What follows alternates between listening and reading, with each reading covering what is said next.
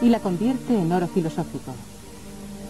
Pero ahora, viviendo virtualmente en absoluta soledad, en Sils Maria, sacrifica todo contacto humano en aras del mundo de su propia imaginación. La filosofía se ha convertido en su consuelo por una vida de decepciones y una soledad muy arraigada. Mi principal artículo de fe es que uno puede florecer entre gente que comparte idénticas ideas y una voluntad también idéntica. Yo no tengo ninguna. Esa es mi enfermedad. Si, adoptando una costumbre popular, recomiendo a Schopenhauer o Wagner a los alemanes, o conjuro a Zaratustra, estos son mis remedios. Sobre todo son escondites en los que puedo perderme durante algún tiempo.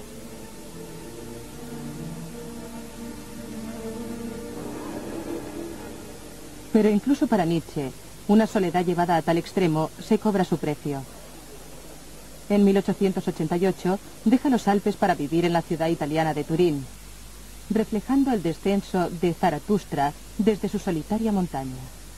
Tras haber liberado a la humanidad de su pasado, tal como él lo entendía, Nietzsche se dedica a redefinir su futuro. Empieza formulando un nuevo sistema de valores para una sociedad en la que Dios no tiene lugar. Una nueva moral más allá de las virtudes cristianas, tales como la abnegación y la piedad. Llama a ese proyecto, que él esperaba que fuera la culminación de su obra, la transvaloración de todos los valores.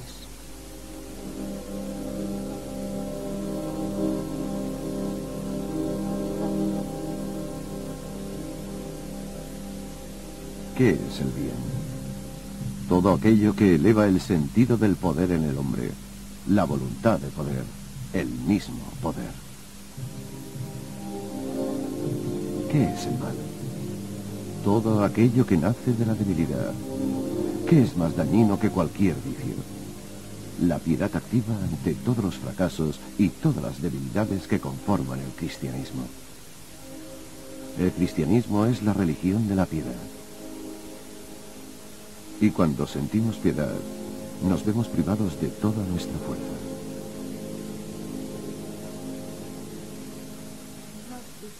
Tenía grandes planes de transvalorar todos los valores. Ese era su proyecto. Y las obras que escribió, El Anticristo y El Ocaso de los ídolos, formaban parte de dicho proyecto.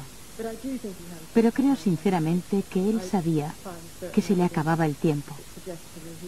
He encontrado ciertas pruebas que me sugieren que era consciente de su incapacidad, de la naturaleza de su enfermedad y que pensaba en su propia mortalidad.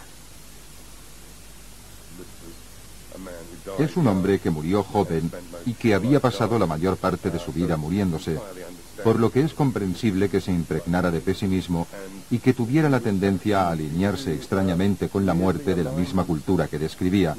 Y de una forma curiosa, para él, las dos cosas se convertían en una sola cosa.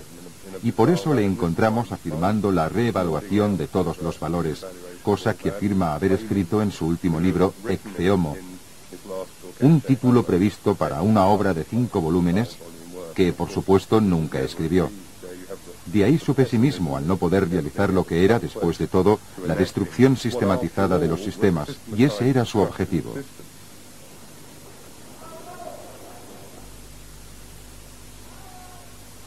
La transvaloración de los valores. Esa es mi fórmula para el acto de un reexamen supremo por parte de la humanidad. El destino ha querido que yo fuera el primer ser humano decente.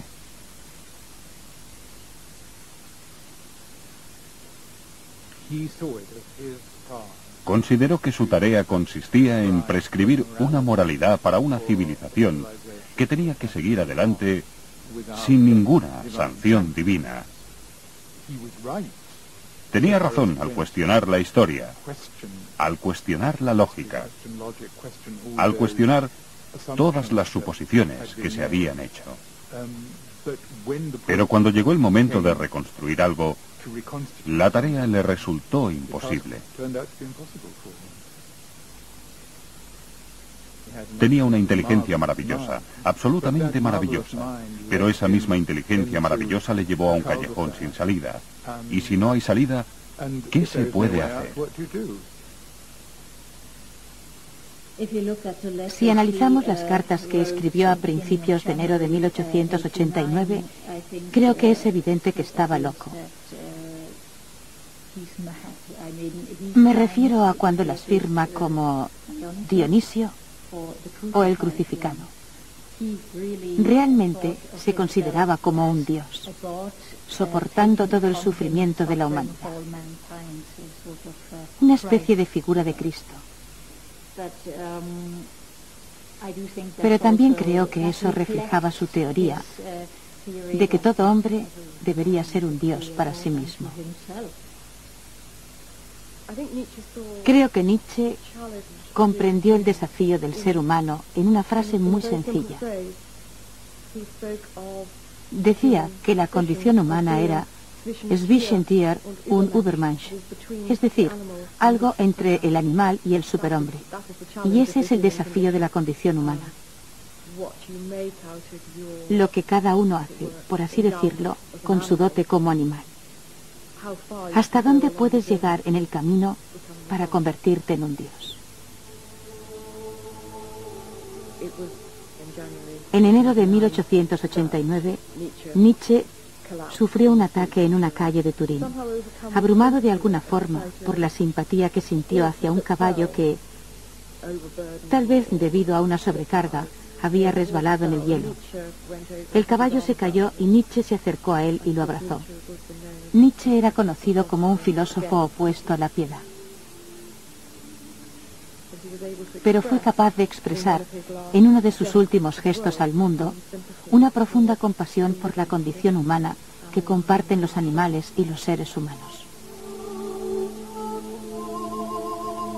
La última acción de cordura de Nietzsche fue afirmar su identidad, no como un dios, sino como un hombre lleno de debilidades humanas. Poco después de su ataque en Turín, fue trasladado a un asilo y luego de nuevo a casa de su madre en Alemania. Fue declarado clínicamente loco y pasó sus últimos años bajo el cuidado de su hermana Elizabeth en esta casa de Weimar. Elizabeth permitía que la gente fuera a ver a su hermano, al filósofo, como si se tratara del animal de un zoo. Y quién sabe, como alguien que estaba mentalmente en otro mundo. Se ha especulado mucho sobre la naturaleza de su enfermedad. Una parálisis progresiva que podría ser el resultado de una infección sifilítica. Pero hay ciertos detalles del diagnóstico que no encajan. Por ejemplo, el hecho de que viviera más o menos como un vegetal durante 11 años. Eso es mucho tiempo para alguien con una parálisis como la suya. Nietzsche murió en 1900 de un ataque de apoplejía. Durante los siguientes 30 años, Elizabeth controló el legado literario de su hermano, incluyendo su obra inconclusa, La transvaloración de todos los valores. Editó secciones de esta obra junto a selecciones de sus notas no publicadas en una colección titulada La voluntad de poder. Por medio de este libro, intentó promocionar falsamente a Nietzsche como un pensador nazi. Cuando él murió, Elizabeth convirtió su casa en un santuario de Nietzsche para el culto a Nietzsche y el culto a su persona y a su filosofía. A muchos intelectuales nazis les gustaba venir aquí, incluso al Führer. Hitler vino en una ocasión. Ella se aseguró de que Nietzsche se convirtiera en el filósofo oficial del Tercer Reich, lo cual era absurdo, pues él odiaba toda clase de nacionalismos. Se podía decir que Nietzsche fue uno de los primeros y auténticos europeístas. Resulta muy difícil discutir la cuestión de la relación entre Nietzsche y el fascismo alemán. Es realmente doloroso ver lo cerca que parecía estar de afirmaciones como soy dinamita y voy a hacer volar esta situación. Y no es difícil no verlo como un verdadero deseo de que eso ocurriera.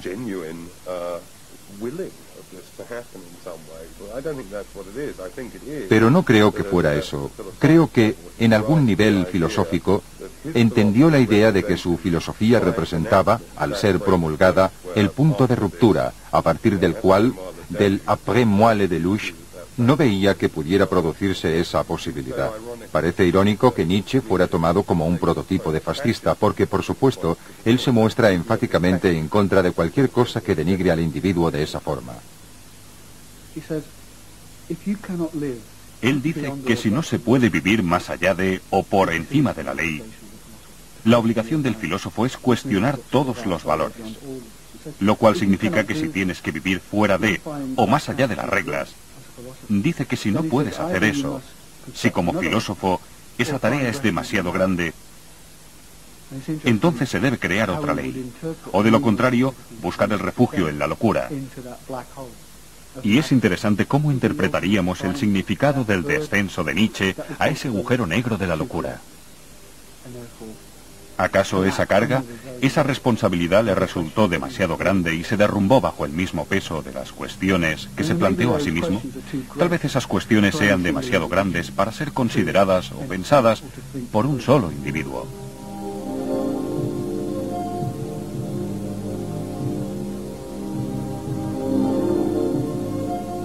La mejor virtud del gran pensador es la magnanimidad con la que, como hombre erudito, intrépidamente y a menudo con cierto azoramiento y con frecuencia con una burla sublime, se ofrece a sí mismo y a su vida como sacrificio supremo.